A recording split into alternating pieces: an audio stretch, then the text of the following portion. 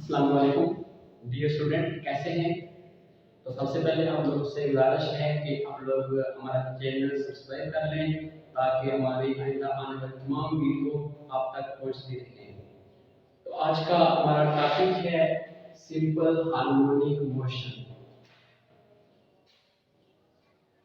Chapter number 10 है और first topic है 1.1।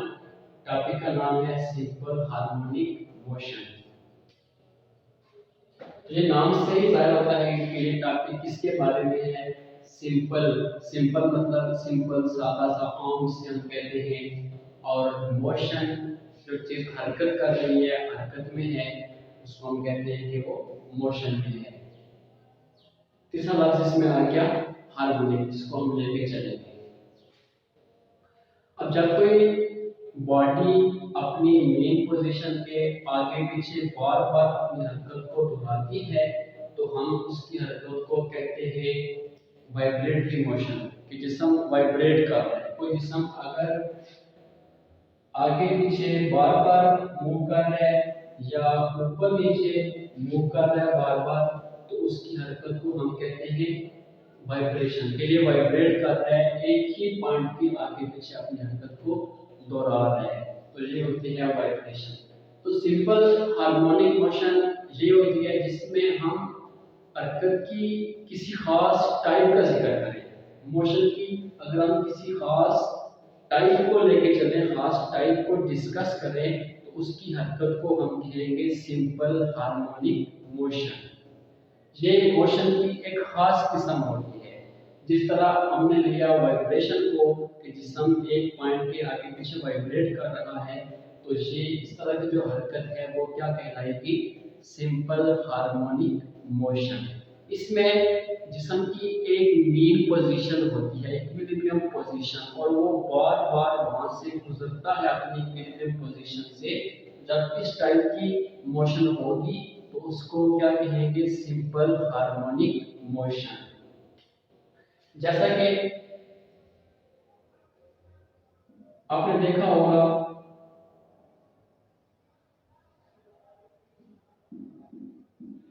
ऐसा जो में होता है, अक्सर एक ट्रेन है इस तरह खड़ी है तो वो ट्रैक में चलेगी। अब ये जहां पे खड़ी है ये इसकी इक्विलिब्रियम पोजीशन है। कौन सी पोजीशन है ये इसकी? इक्विलिब्रियम।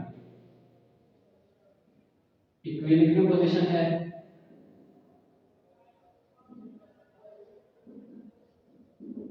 इक्विलिब्रियम पोजीशन है ये। अब हम फोर्स लगाएंगे, इसको मूव करेंगे तो ये इधर चलेगी। जब ये ऊपर जा रही होगी तो इसमें एक फोर्स स्टोर होगी जिसको रिस्टोरिंग फोर्स कहते हैं, और वो फोर्स वापस इसको लाएगी अपनी इक्विलिब्रियम पोजीशन की तरफ, और यहाँ पे आगे रुकेगी नहीं बल्कि ये इस तरफ जाएगी। ठीक है, और ऐसे ही ये अपनी हरकत को दोहराती रहेगी अपनी जो इक्विलिब्रियम पोजीशन है उसके इर्द गिर्द। यानी अपनी इक्विलिब्रियम पोजीशन से ये ट्रेन बार बार गुजरेगी। अब इसकी जो हरकत है वो क्या होगी? Simple harmonic motion.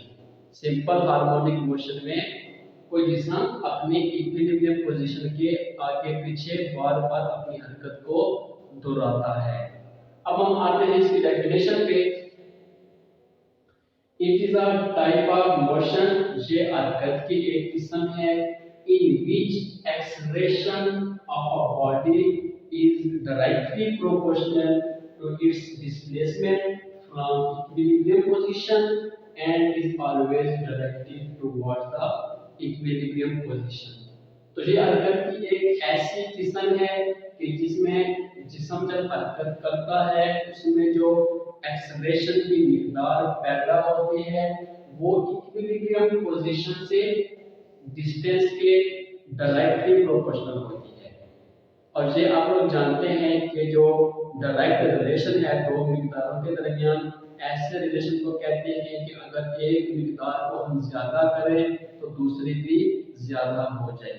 यानी हम जितनी ज्यादा फोर्स लगाएंगे बॉडी पे इतना वो दूर तक जाएगा और उतना वो ज्यादा फासला कवर करेगा। तो इसमें क्या साबित हुआ कि जो एक्सेलरेशन है वो फोर्स के डायरेक्टली प्रोपोर्शनल है इक्विलिब्रियम पोजीशन से and is always directed towards the equilibrium position.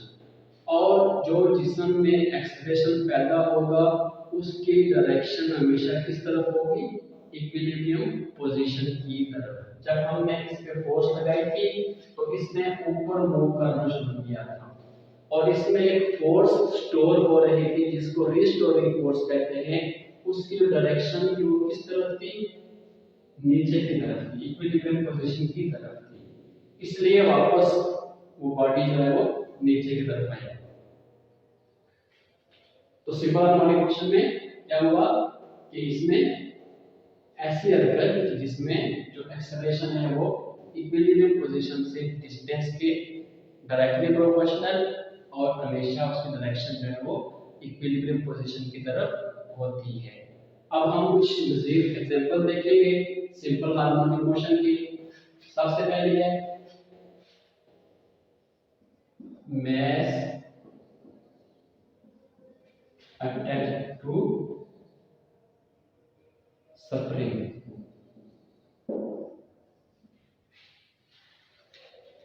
Spring से मैस अटैच है, उसकी हरकत जो है वो सिंपल हार्मोनिक मोशन होती है। ये हम प्रूव करना है हमने अभी। तो ये हमारे पास हेलिकल स्प्रिंग है। इस स्प्रिंग को हम रखेंगे एक फ्रैक्शनलेस सरफेस पे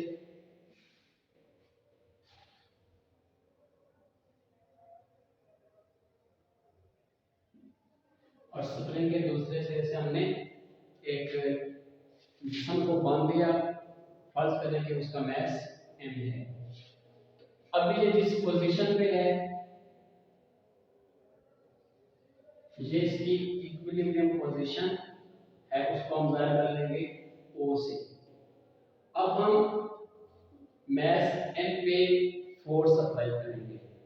फोर्स अप्लाई करके जब अप्लाई करेंगे तो उसका रिजल्ट क्या निकलेगा कि स्प्रिंग की लंबाई में इजाफा हो जाएगा, क्योंकि जो स्प्रिंग है वो एक इलास्टिसिटी बॉडी है, उसके अंदर लचक होती है, उसको हम खींच के लंबा कर सकते हैं। तो जब हम यहाँ पे फोर्स अप्लाई करेंगे तो स्प्रिंग की लेंथ में इजाफा होगा और स्प्रिंग की लेंथ में इजाफा होगा उसको हम x से जाहिर करेंगे।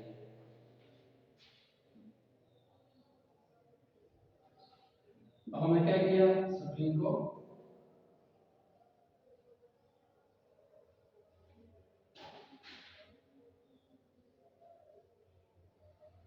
तो ये हमने बॉडी को बांधा हुआ है। तो अब क्या हुआ, ये अपनी इक्विलिब्रियम पोजीशन O से जिस्म चला गया कहां तक? A तक।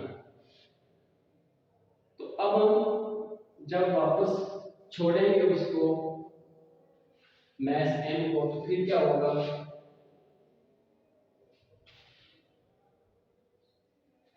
तो ये वापस अपनी इक्विलिब्रियम पोजीशन की तरफ मूव करेगा, क्योंकि जब हमने इस पे फोर्स अप्लाई की थी तो उस दौरान इसमें एक फोर्स स्टोर हो रही थी जिसको रिस्टोरिंग फोर्स कहते हैं और वो फोर्स इसको वापस लाएगी इसकी इक्विलिब्रियम पोजीशन की तरफ और अपनी मेन पोजीशन पे आके ये रुकेगा नहीं बल्कि उससे थोड़ा आगे चला जाएगा, स्प्रिंग दब जाएगा, कंप्रेस हो जाएगा।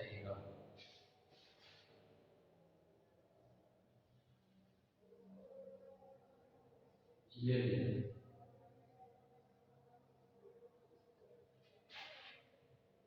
इसकी इक्विलिब्रियम पोजीशन O है और O से पीछे आ जाएगा। तो सिंपल हार्मोनिक मोशन में भी क्या होता है कि जिस्म जो है अपनी इक्विलिब्रियम पोजीशन से बार-बार गुजरता है, उसके आगे पीछे अपनी हरकत को दोहराता है। तो जब हमने स्प्रिंग पे फोर्स अप्लाई की और आगे ले जाके हमने छोड़ा उसको तो वो अपनी इक्विलिब्रियम पोजीशन से इस तरफ आ गया, फिर ऐसे अपनी हरकत को वो बार-बार दोहराएगा। तो क्या साबित हुआ कि जो मैस हमने स्प्रिंग से बांधा है उसकी हरकत भी सिंपल हार्मोनिक मोशन की एग्जाम्पल है। अब इस बात को मैथमेटिकली कैसे लिख सकते हैं? F directly proportional to x। ये जो लंबाई में इजाफा हुआ है इसका सिंबल x है, तो F directly proportional to x। अब जो साइन ऑफ प्रोपोर्शनलिटी है इसको हटाएंगे हम, तो क्या बन जाएगा? F is equal to kx। अब k क्या है? इसमें स्प्रिंग कांस्टेंट है। k का फॉर्मूला क्या बन जाएगा? k is equal to f by s। ये हुक ला दी है। हुक ने बताया था कि अगर हम स्प्रिंग को खींचेंगे उसमें फोर्स अप्लाई करेंगे, जो एक्सटेंशन है वो डायरेक्टली प्रोपोर्शनल है अप्लाइड फोर्स की। तो ये कार्टेशियन फॉर्मूला क्या बन गया? k equal to f by s। तो इसमें f जो हमने फोर्स लगाई थी वो है, और x जो इसकी लंबाई में इजाफा हुआ वो है, उसको जाहिर कर रहा है x। और जो k है ये स्प्रिंग कांस्टेंट है। ये सिंबल किसका है? Spring constant. अब यहां से हम k का ऐसे यूनिट बना लेंगे, f बाय x है। x का जो f है उसका यूनिट होता है न्यूटन, और x चूंकि ये लेंथ है और लेंथ किसमें होती है? मीटर। तो k का ऐसा यूनिट क्या बन गया? न्यूटन पर मीटर।